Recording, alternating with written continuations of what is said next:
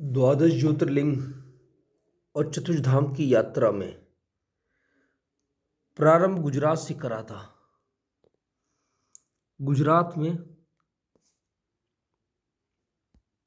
द्वारिका धाम के पास नागेश्वर ज्योतिर्लिंग है और द्वारिका धाम। फिर इस रास्ते समुद्र किनारे चलते हुए सोमनाथ मंदिर पहुंचे। सोमनाथ मंदिर के दर्शन करें। सोमनाथ के दर्शन करने के बाद यहाँ से गुजरात से पार करके मध्य प्रदेश में पहुंचे महाकालेश्वर उज्जैन। फिर उज्जैन से दर्शन करते दक्षिण दिशा में चलते हुए मानचित्र के अनुसार ओंकारेश्वर ममलेश्वर ज्योतिर्लिंग के दर्शन करें। फिर घृष्णेश्वर आ गए महाराष्ट्र में, जिसका नाम पहले औरंगाबाद था, अब उसका नाम बदल के छत्रपति संभाजी नगर हो गया है। फिर यहाँ से पश्चिम दिशा में चले नासिक के पास त्र्यंबकेश्वर ज्योतिर्लिंग। इस क्रम में फिर दक्षिण दिशा में चले कर्नाटक में मैंने रास्ता थोड़ा सा चेंज करा और यहाँ पर किष्किंधा पर्वत पर पहुंचे और नदी की तुंगभद्रा पार करी तो इधर हम्पी राज्य था। यहाँ से बेंगलोर से होते हुए तमिलनाडु में मदुरई के रास्ते रामेश्वरम पहुंचा।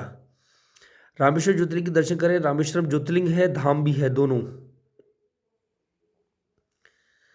इसके बाद फिर यहाँ से उत्तर दिशा में चलते हुए तमिलनाडु से वेलूर पार करा तमिलनाडु का, तिरुपति बालाजी पहुंचे। तिरुपति बालाजी का दर्शन करें। वहां से उत्तर दिशा में चलते हुए मल्लिकार्जुन ज्योतिर्लिंग के दर्शन करे थे। मैंने यात्रा बीच में रोक दी थी। 14 अप्रैल 2024 के बाद रुक गया था मैं। फिर 16 अगस्त 2025 जन्माष्टमी के दिन फिर मैंने मल्लिकार्जुन से यात्रा प्रारंभ करी। विजयवाड़ा विशाखापत्तनम से होते हुए आंध्र प्रदेश में फिर पहुंचे उड़ीसा में। चिल्का लेक के किनारे चलते हुए जगन्नाथपुरी उड़ीसा के दर्शन करें 2025 में। फिर वहां से चलकर कोणार्क सूर्य मंदिर के दर्शन करने के बाद फिर पहुंचे हम झारखंड में देवघर में बैजनाथ ज्योतिर्लिंग। बैजनाथ ज्योतिर्लिंग के दर्शन करने के बाद यहां चलते हुए सिलीगुड़ी के रास्ते सीधे पहुंचे गुवाहाटी।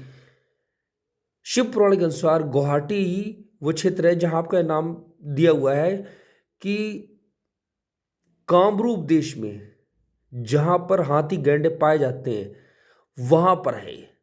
गुवाहाटी में भीमाशंकर ज्योतिर्लिंग के दर्शन करने के बाद यहां से चल के नेपाल आए, काठमांडू पशुपतिनाथ जी के मकर संक्रांति के दिन दर्शन करें सौभाग्य से।